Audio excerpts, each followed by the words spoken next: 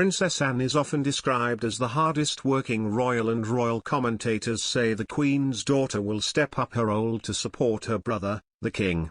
Princess Anne will act as her brother King Charles III's closest confidant as he transitions to his new role as monarch in place of their beloved mother, the Queen, according to a royal expert. Royal commentator Camilla Tominey said the Princess Royal will continue to be a front-row royal along with the Earl and Countess of Wessex as they serve King Charles. And although they have always led separate lives, she said Princess Anne will act as the King's closest confidant in his new role following the death of Britain's longest reigning monarch on Monday. Writing for the Daily Telegraph, she said, Anne's proximity in age to the King, 73, means that, of all the siblings, she will likely act as his closest confidant, but they have always led quite separate lives. With their brother Andrew having stepped back from royal duties, Anne will continue to be a front-row royal along with the Earl and Countess of Wessex in the court of King Charles.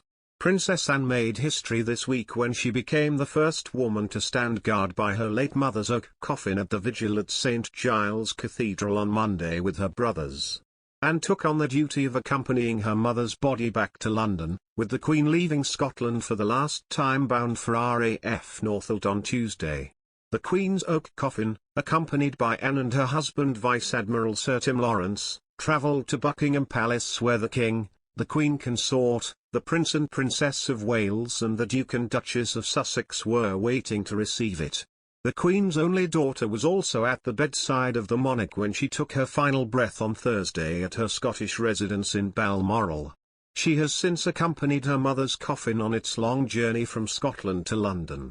Ms. Tominey said this once again proved Anne's willingness to go the extra mile for an institution she has served unwaveringly for more than half a century.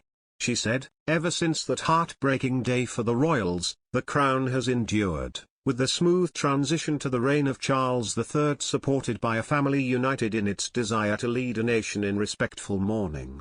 But there has also been one constant, Princess Anne, the ever-dutiful daughter who has played such a dignified role in what the King has described as their late mother's last great journey.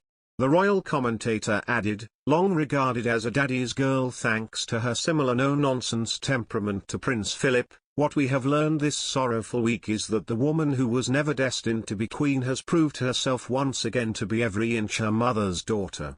Paying tribute to the Queen, Princess Anne said it was an honor and a privilege to accompany her on her final journeys. Anne, 72, told how she was fortunate to share the last 24 hours of my dearest mother's life. She said the love and respect shown to the Queen on her journey from Balmoral to Edinburgh and on to London had been both humbling and uplifting. The Princess also thanked the nation for the support and understanding offered to my dear brother Charles as he takes on his duties as King. She ended her statement with the words, "To my mother, the Queen, thank you." Princess Anne referred to younger generations of royals when she criticized them for breaking tradition when it comes to charity work. Princess Anne, known for representing humanitarian causes for the royal family for over 50 years, didn't name names, but it's anyone's guess who she was talking about. As for Princess Anne, she prides herself as being drama-free.